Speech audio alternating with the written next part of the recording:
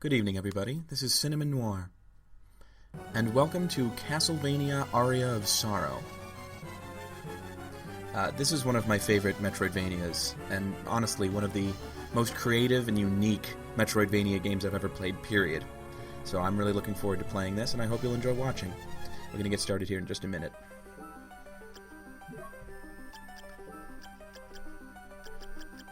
We'll start with one of my go-to file names, Cinna. And I'm mostly going to let the game speak for itself in cutscenes, so I'll be quiet for a moment.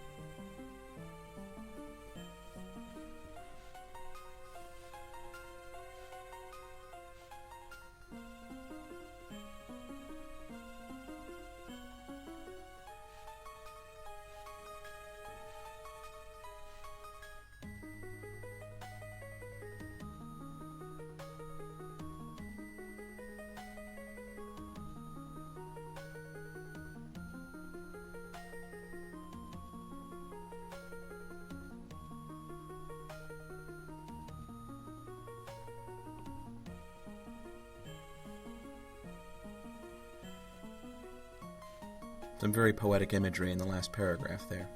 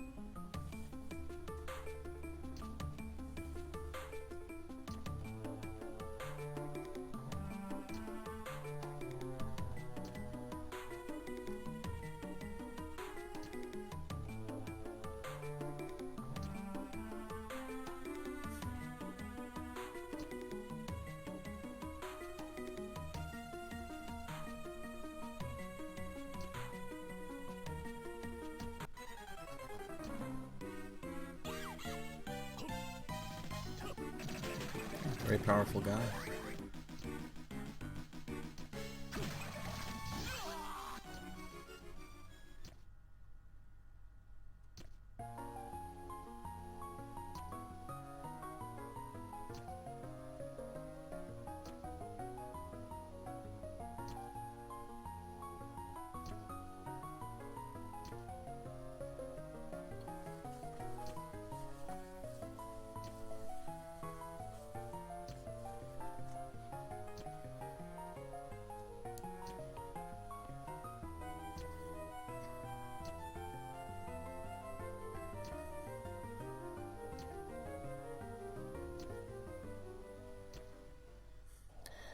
So yeah, here we are in Dracula's castle, inside a solar eclipse. The game throws a lot of pretty heavy exposition at you right off the bat. And you start this game in rather unusual circumstances. Soma's not a typical Castlevania protagonist by any means. He's an 18-year-old foreign exchange student living in Japan with a shrine maiden girlfriend. And when he and the girlfriend went together to view the solar eclipse at the shrine, they ended up in Dracula's castle. And there's also this mysterious man, of course, Genya Arikado, who tells him that he has to get to the top of the castle and find out something to do with this power that he's accumulated to use the souls of enemies. And if he doesn't, his girlfriend will die. So yeah, pretty heavy stuff. But here right off the bat, we're just starting fighting some zombies, pretty low-level enemies. If you fight enough zombies in this section, you can not only get a cloth tunic, one of the first armor items we got, but you can also get a pretty good knife called a basilard, which I sometimes hunt for at the beginning of the game, do a little grinding. This is the kind of game that encourages grinding a bit, because there's so much stuff to collect. But this time we're not going to do that, because that would be boring. Don't mind the little slowdown there. I'm playing this on the Konami Game Boy Advance collection on Steam, and my computer's kind of a potato, so it does tend to hang up a little bit on the saving. But it didn't affect the video, so that's good. We're just moving here through the initial stages of the castle. Pretty similar to most Castlevania games. This tends to be a fairly normal, you know, how to put it, laid-back kind of area. that helps get you settled into the basic mechanics of the game. And of course, Aria of Sorrow has more stuff to learn than a lot of the others, so it doesn't really start hitting you with the heavy theming and atmosphere until a little later on, when you've had a chance to get adjusted. So here we're fighting an axe armor, one of the harder enemies early on in the game. They have a pretty good soul, if you can get it. It just flings axes out, but it's very useful, does a fair amount of damage, and doesn't take much MP. One of the nicest things about Aria of Sorrow is this tactical soul system, where you can fight enemies and receive their souls as a random lucky drop. And there are there's more than 100 enemies in the game, which means there's lots of different souls that you can obtain, and they do some very clever things with them. There's a lot of different stuff you can do. Here we're going up against the first boss, the Creaking Skull. In keeping with the first boss tradition in all the Metroidvanias except, really, Circle of the Moon, where they don't do that, he's pretty easy. Has only a couple of attacks, both of which are fairly easily dodged. One is long range, that's the fireball. And then the other one is just him, doing a big sweeping attack. But either way, he's dealt with pretty quickly. This game takes a while to get to its wake-up call boss, but when it does, it's quite a doozy. We'll get to that later on in another video. Here we run into the first part of the castle map. One nice thing about Aria of Sorrow is that, kind of like Symphony of the Night, there's several castle maps available, and as soon as each one becomes available, it shows you the portion of the map that you're just about to explore. Gives you a little bit of grounding for where you're going to go next, and keeps you from getting lost. Aria of Sorrow is probably one of the better Metroidvanias in terms of how hard it is to get lost and not know where you're supposed to go. Generally speaking, the layout is pretty understandable. So here we're going into a secret room. There's quite a few of these in Aria of Sorrow. You just break through the wall in a couple of places, and there they are. Outside of that room, of course, we have the Peeping Eye. Interestingly enough, the Peeping Eye has a very rare soul, but when you get it, the soul will actually show you those hidden breakable walls that you can get to rooms through. So it's kind of funny. This is one of the examples of the game teaching you through its structure. So if you fight the Peeping Eye, you'll probably break the wall behind it, and you'll see that it's started to fall apart. At the same time, you also have a chance of just getting the soul that will tell you that the wall behind it is breakable. So that's kind of a clever thing that they did, and I'll be trying to point out some more of those clever things as we go through this game. So the first step in getting through the castle is to find that blue tactical soul we saw down here. There's quite a few of those in the game that are not found from enemies, but instead are just inside statues you break open. This one is for the flying armor, which is a very useful soul early on. It basically just slows down your rate of descent when you jump, allowing you to cross more horizontal distance. Don't mind that. That was a little glitch with my controller. One thing I probably should point out early on is that this is my first time playing the Advanced Collection version of Aria of Sorrow, and my first time using a USB controller to control it. I did have a few technical difficulties with it. I know a good workman never blames his tools, so I'm not going to lean too heavily on that, and it didn't really hurt me that much, but it did cause a little bit of insane-looking behavior. So if I go in the wrong direction for a little bit, that's probably just because the controller's stuck, like pulling me to the right for a while. But nothing seriously wrong with it. Anyway, we use the flying armor to pass over this section of the castle, and into where there's a white dragon. These enemies early on are actually pretty difficult. If you don't have a good combination of souls, or you're not used to the combat, they can really do a number on you. They have powerful attacks, and one of the few enemies early on that tends to move all over the room. So that can be a bit of a wake-up call just in terms of ordinary enemy combat. We also have in here zombie soldiers, who can drop a combat knife, which if you don't manage to get a Basilard off of the zombies, a combat knife is a really good alternative to that. They also can give you a soul that lets you throw grenades, which is kind of cool. I'll be trying to explain souls as I get them, but I might also talk about the soul of an enemy just when it comes up. There's lots of different interesting things you can do in this game. One of the things I love most about Aria of Sorrow is how versatile it is. There's all sorts of different weapons in the game, different armor, and different souls. Not to mention, kind of like Symphony of the Night, they do a great job of mixing up the type of enemies you fight in each room. They have a good mix of that. So here we see a room with a kind of interesting monochromatic background. Everything's in purple. I will say, Aria of Sorrow has never struck me as being as pretty as Harmony of Dissonance. Harmony of Dissonance has some backgrounds that are absolutely breathtaking, especially in the Sky Chapel. Aria of Sorrow's graphical style is a little more subdued. I like it, but I don't think it's as beautiful. Nevertheless, when I see something that's especially worthy of comment, I'll try to mention it. Here we get the soul of the Skeleton Knight. So this is one of the... what's the right term? Sort of... permanent souls, or the souls that you can just have activated and they give you a benefit in the background. I forget exactly what they're called. But that one is for the Skeleton Knight, and it gives us a minor boost to strength, which is actually quite nice this early on in the game. It's a good thing to have. I remember that the red souls are called the bullet-type souls, and those are the ones that will let you shoot projectiles or cast spells and do other things. The blue ones are the ones where you activate them, but they have an effect that lasts a long time. So you activate those by pressing R. And then, of course, the third type, the golden ones, are the ones that you don't activate at all. They just have a constant effect on you. And some interesting things, like, for instance, the zombie soul is one of those, and if you get it, it lets you eat rotten food.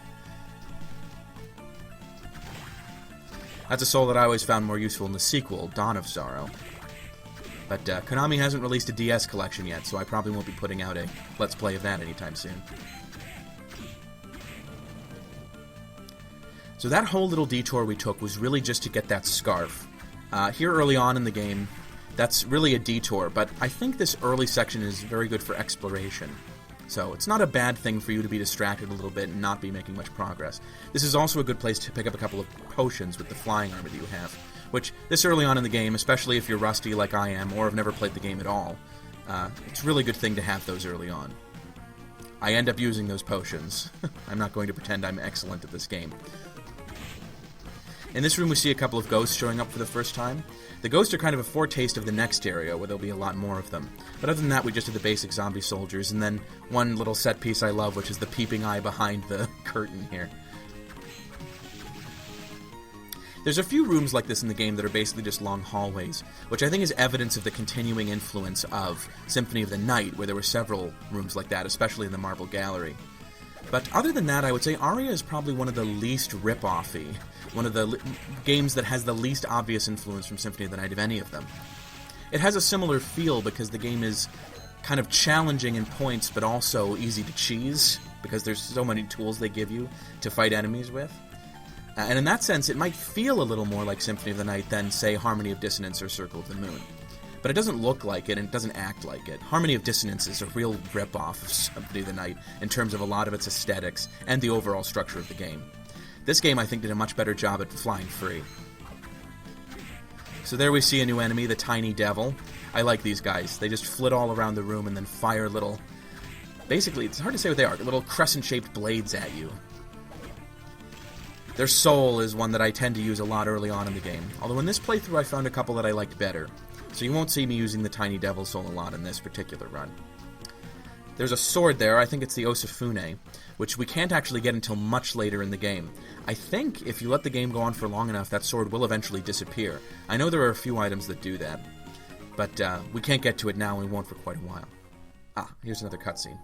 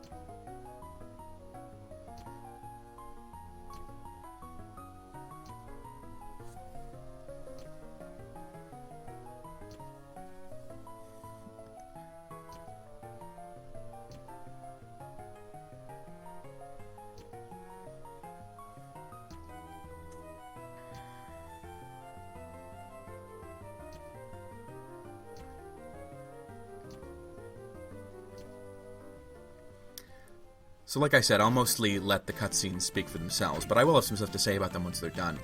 So that is Graham Jones, who Soma asks if he comes from the church. He doesn't.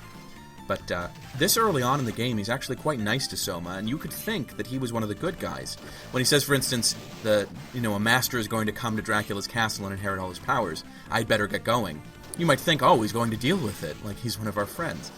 Actually, Graham Jones is the villain of this game, and the reason that he needs to get going is because he thinks he is this master who's going to come to the castle and take it over. This, of course, is going to lead some tension between him and Soma, because as we've already seen, Soma has the ability to control the monsters of Dracula's castle. Which you could argue, if he's Dracula, if Graham Jones is really Dracula, Soma's kind of stealing his bit.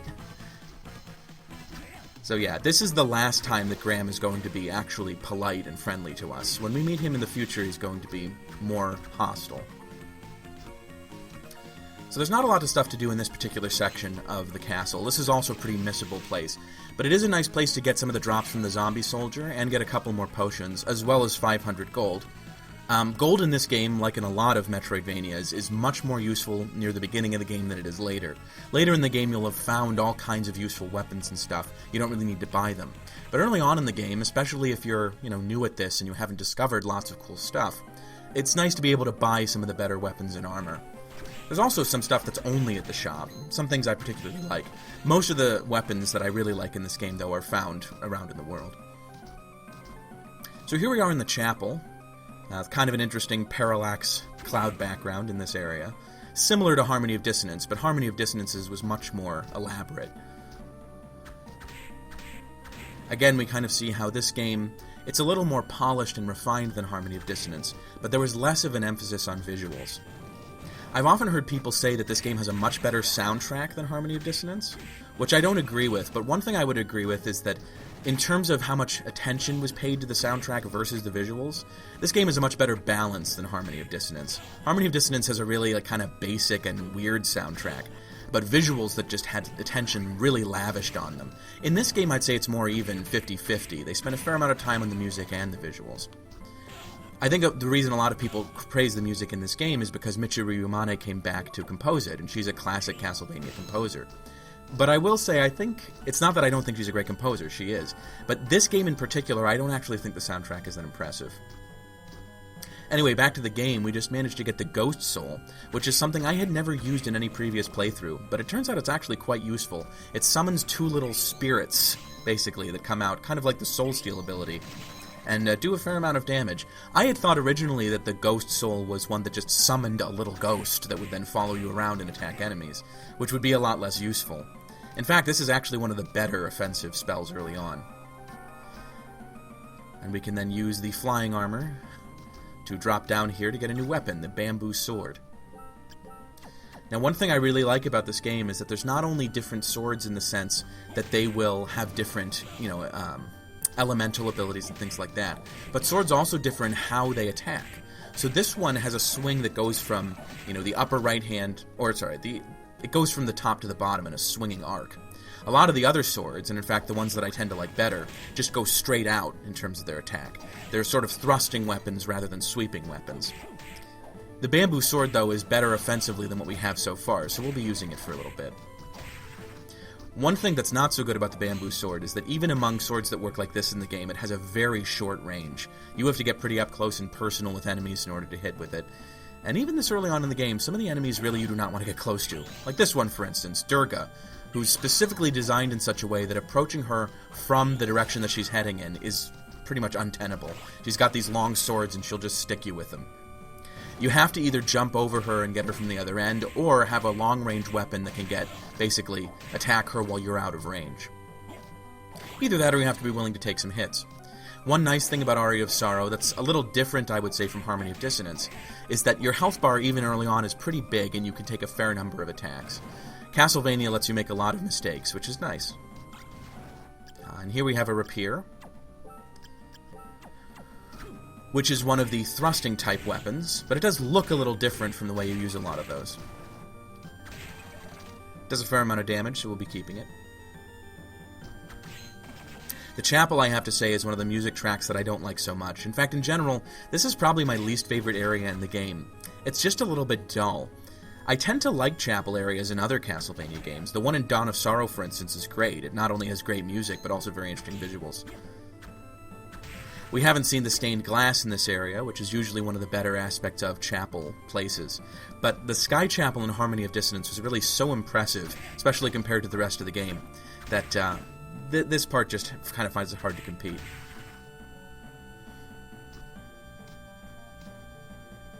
I think it's worth noting at this point that the areas in Symphony of the Night are very different compared to the areas of the castle in this game.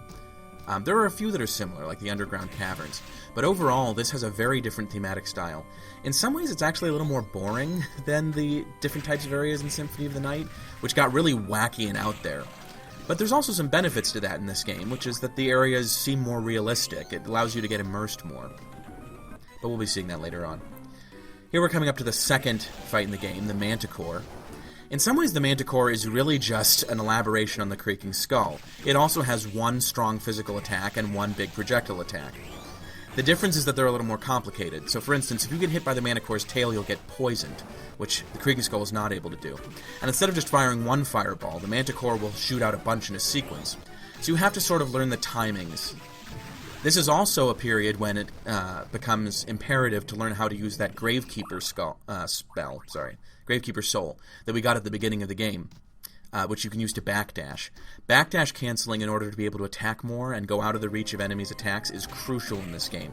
It makes the difference between this game being smooth and easy to get through and really challenging and tedious. So if you pay attention, you'll see me doing a lot of backdashing. So one of the enemies in this later part of the area, which I like a lot, are the Fleamen. Fleamen have been a staple of Castlevania since the very first game, and they really are just a lot of fun. They're these little gross humanoids that pop around all over the place and annoy you. But we're actually coming close to the end of the chapel here and on to the next area, the study. You always have these little transitional hallways between areas. Not very interesting, I have to say. And I'm not entirely sure why they are there. I don't think this game has a lot of loading problems, but it's possible that that was necessary as just a gameplay thing. One nice thing about watching the gameplay of this instead of being in the position of playing through it is that you can see some of the background details that you don't notice while you're playing through the game the first time. This area has some cool backgrounds. I love the bookcases full of books. Maybe that's just my own prejudice. I also really like the student witches here as characters. They're walking around carrying a broom, but they're obviously not very good at flying. And then when you manage to defeat them, they turn into a little cat and run away. This might actually be the first game in which there were student witches. I know there were witch enemies in earlier games, but the student witch may have been an invention of this. But they're pretty funny in both this game and the sequel, Dawn of Sorrow. So now we finally have a weapon that has enough of a range that we don't have to worry about approaching the Durgas from that side.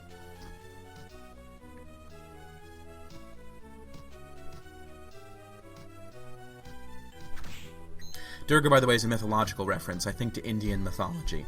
I don't know everything about the different references in this game, but when we run across enemies that have an obvious mythological subtext, I'll maybe go into that a little bit. There's quite a few in this game that I like a lot, especially ones based on Western demonology, which has always been a pretty fruitful source of Castlevania enemies.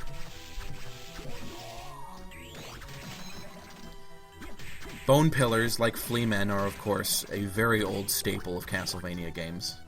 They're alright in this game, not terribly interesting. I feel like they were more of a challenge back in the older Castlevania days, when positioning yourself and getting from one part of the level to the other was really the hardest part. Starting with Symphony of the Night, there was much more of an emphasis in Castlevania games of the combat within the rooms is the hard part, and actually just getting from the one end of the room to the other is easy. If you decide to skip the combat in games like Symphony of the Night, you can get through rooms without much trouble. In Castlevania, combat was how you managed to get through the room. There was no avoiding the enemies, and the levels were very carefully designed to force you to fight. That's one of the biggest differences, I'd say, between the earlier Castlevania games and the Metroidvanias, and the reason why people who like the earlier ones think the new ones are too easy. So here we have the Arachne enemies. Fans of Dark Souls will probably think this looks a lot like Quelaag. But obviously Arachne is itself a reference to a character from Greek mythology who was a very talented weaver, but who thought she was better than the gods and insulted them, and so she was turned by... why have I forgotten her name? Turned by Athena into a spider for her hubris. Which is the Greek explanation of where spiders come from in the first place. So here's a little hidden room. One of the worst in the game, actually. All you get for this is a melon, which is a little bit funny, but all it is a fairly good healing item. Again, can be useful, especially if you haven't done much combat and you need more healing items. Potions can run out pretty quickly in this game. Each one only heals 100 HP, and you start the game with 300 HP. So really, potions get used up very quickly if you're not doing well. For some reason, I thought there was a hidden room there, which is kind of weird. I don't know why they'd put 2 hidden rooms in the same place.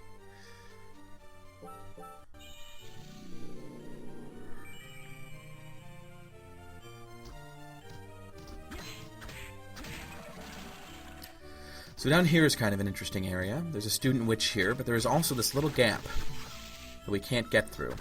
We'll be able to do that a little bit later on in the game, but we can see there's a book on the other end. That book actually is going to be important later on, so we will be coming back here.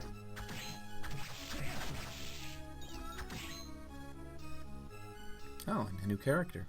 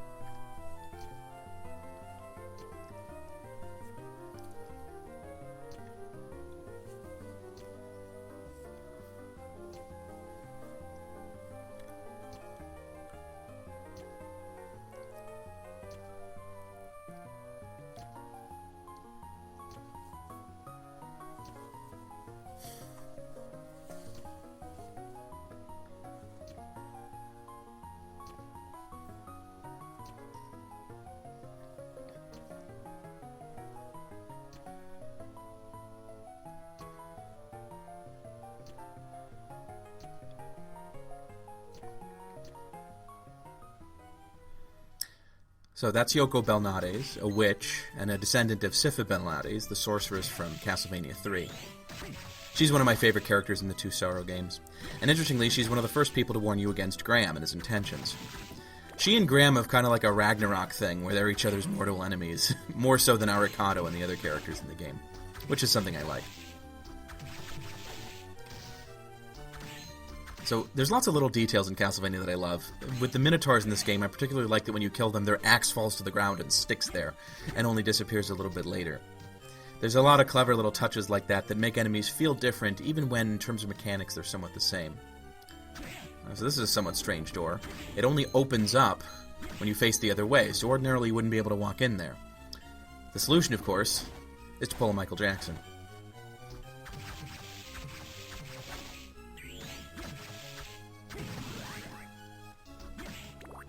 So this is a little hidden area inside the study. Has a few nice things in it, including a new weapon. One thing that I really like about Aria of Sorrow, and that I think a lot of people do, is how much optional exploration there is. So that if you want to do a speedrun of this game, it can be very quick. But on the other hand, if you want to take your time and really, work through stuff, there's a lot of stuff to see. This game does have a fairly strong speedrunning community, at least somewhat, All of the Castlevania games do, really. They're good games to speedrun because they have such flexible terms of working through them. And because you can skip a lot. So here we have the third boss character, the Great Armor. Probably the most boring enemy in the... the most boring boss in the game, actually. Later on, this character will just be a normal enemy. And that actually happens quicker, or I should say more quickly, than any of the other boss characters in the game becoming enemies. His gimmick is pretty simple. Basically, you just need a weapon that has enough range that it can get through the front of him, which is always guarded against damage. The whip sword, which you find in the secret area here, is ideal for that. This can be a bit of a difficult fight, but generally speaking, if you know what you're doing, this is one of the easier boss fights in the game. Ah, another cutscene.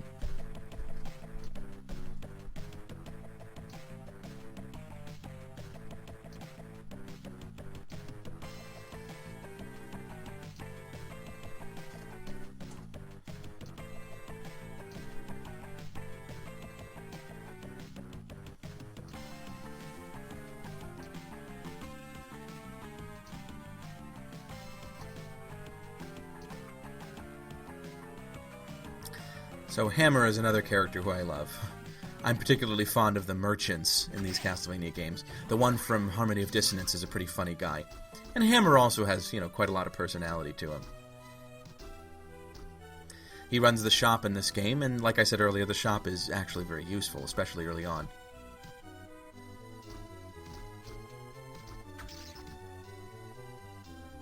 So we're just going to head back to the save point here. These ectoplasms can be kind of annoying enemies. In fact, the study in general is one of the first areas where you run into status ailments in a big way. The catobleposes, which we just destroyed one, can petrify you, which can be a little annoying. You're turned to stone and you have to sort of jiggle the controller to get out of them. But the ectoplasms can curse you, which causes all of your magic to disappear. And then until the curse goes away, you're not able to refill it. That can be very upsetting. However, the ectoplasms do sometimes drop uncurse potions, which you can also find lying around. And so you can use that in order to get over the curse. So that is it for this episode, guys, and I'll see you next time.